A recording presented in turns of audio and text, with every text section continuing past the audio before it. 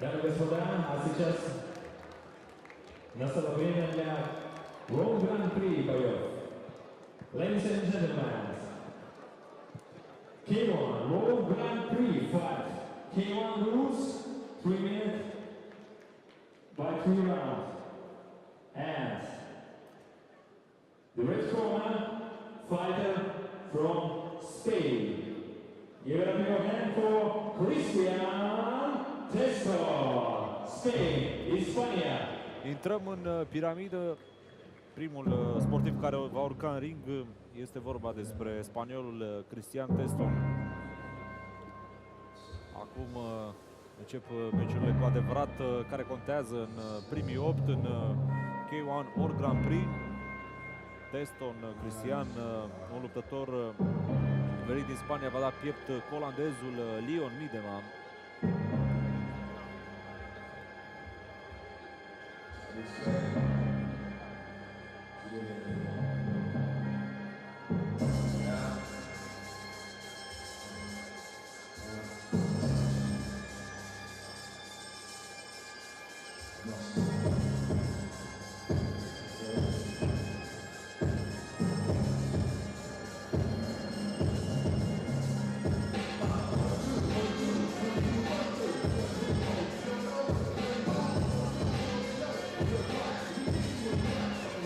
Cristian Teston este campion în titră al Spaniei pe reguli kickboxing și K1, este și campion al Spaniei de Thai box la profesioniști, are numai puțin de 11 meciuri, dintre care 10 le-a câștigat. Atenție, 9 dintre victoriile sale sunt prin knockout.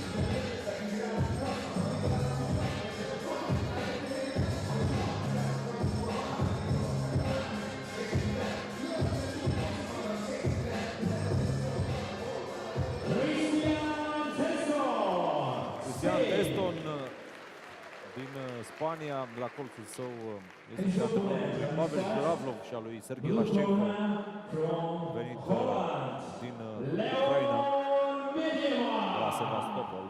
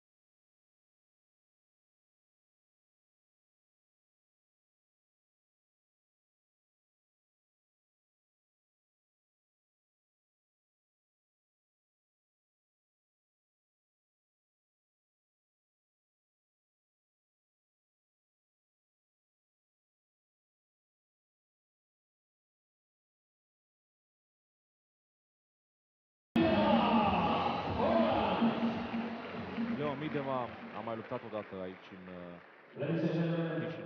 Chișinău anul trecut, în luna decembrie, atunci când l-a întâlnit pe Constantin Tucunovici.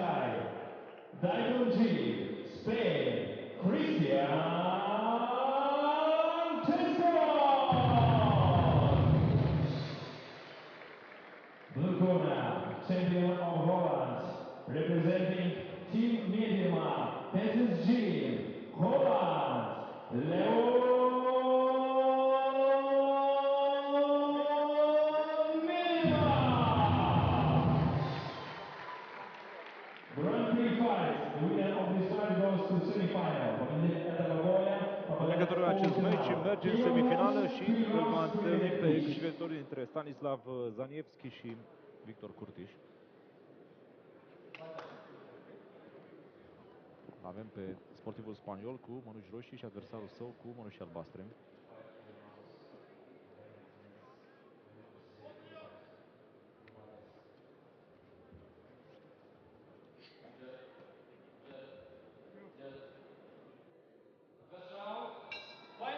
Round 1. Începe prima repriză.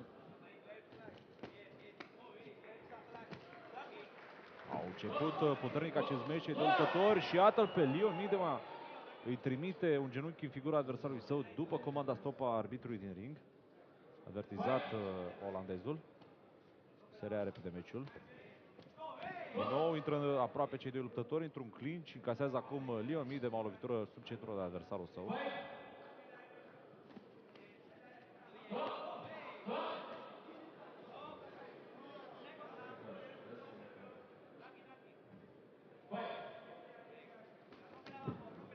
Și de stânga bun trimis acolo de sportivul spaniol. Are ceva probleme spaniol după ce trimite o serie, rămâne descoperit. Leon Miedema, mai agresiv în aceste momente, vine peste adversarul său. Am văzut câteva lovituri bune ale olandezului. Low kick foarte bine blocat de Leon Miedema. Uppercut de stânga, croșeu de dreapta, a încercat și un croșeu de stânga acolo Leon Miedema. S-a blocat adversarul său.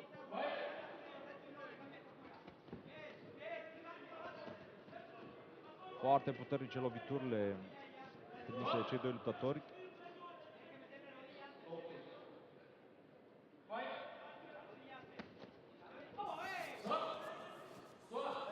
Uppercut de dreapta trimis de olandez după comanda stop.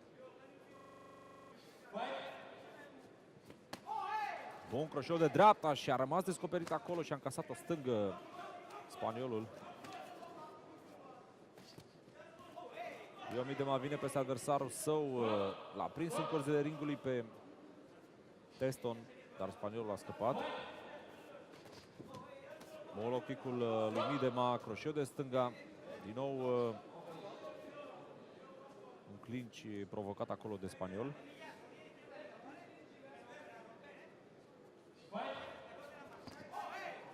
Bune loviturile lui Miedema și a prins acolo descoperit adversarul. I-a dat puțin capul pe spate lui Teston.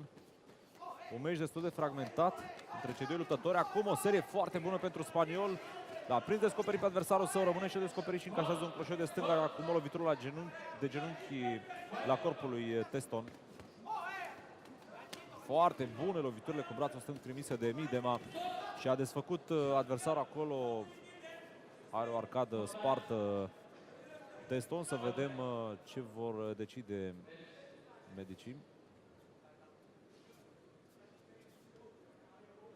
Are o tăietură Teston, să vedem dacă spaniolul va fi lăsat de medici să continue acest meci.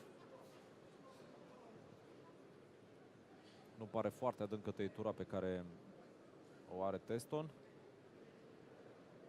Nu știu dacă este arcada, cred că pleoapa lui Teston este deschisă.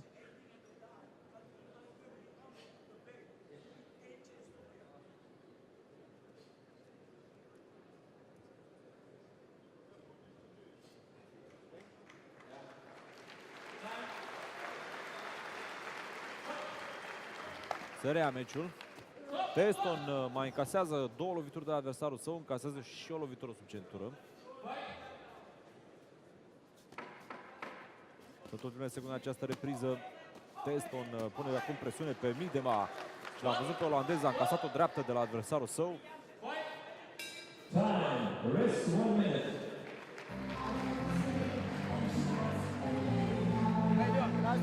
Kan je voor de openbare waarschuwing, hè? Wat? Ja. Voor de openbare waarschuwing. Maar zij heel snel in hè? En dan wat? Sta je achter. Pak je lucht. Wat moet je lucht? Ja. Ga niet stoten. Als je stoot. Als je dit boem, nee, loopt. Ga niet mee vechten. Wat moet je lucht? Ja, hij is dit. Die stoot,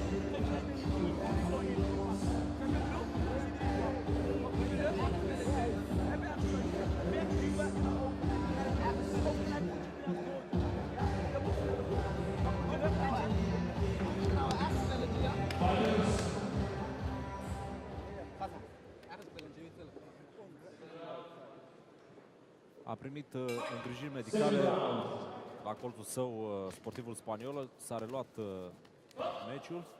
Sunt în cea de-a doua repriză, o primă repriză echilibrată între cei doi luptători. Accidentat spaniolul după această primă repriză. Are o arcadă deschisă.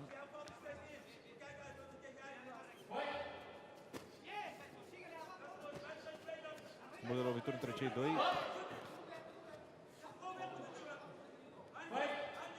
Vine aproape Leon Midema, trimite un croșet de stânga acolo.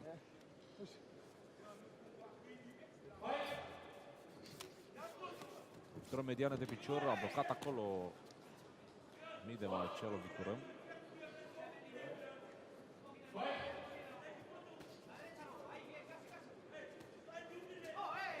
Bun, aceste lovituri ale spaniolului, momente bune pentru Teston, care este încurcat de acea accidentare la ochiul drept. Încă o dreaptă bună, un croșeu frumos trimis acolo de Teston.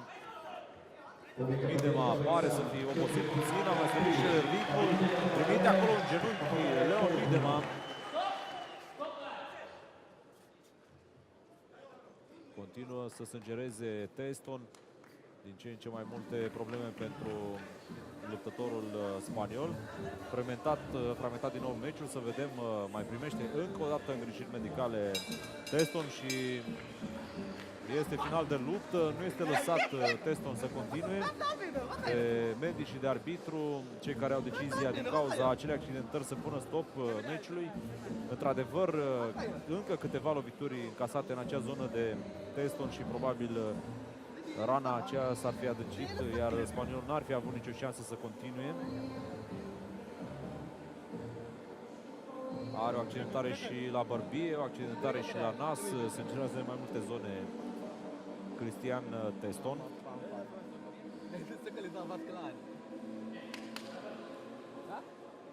În schimb, Leon Midema așteaptă decizia oficială și, bineînțeles, următorul meci. Așteaptă să-și cunoască adversarul. Să vedem cu cine va lupta mai departe. Curtis Victor sau Stanislas Vanievski. Ceilalți luptători de pe această parte a tabloului. And to semi-final of Grand Prix goes blue corner Leon Midema. Victorie pentru Leon Midema din Olanda, cel care câștigă prin knockout tehnic și merge mai departe în piramidă.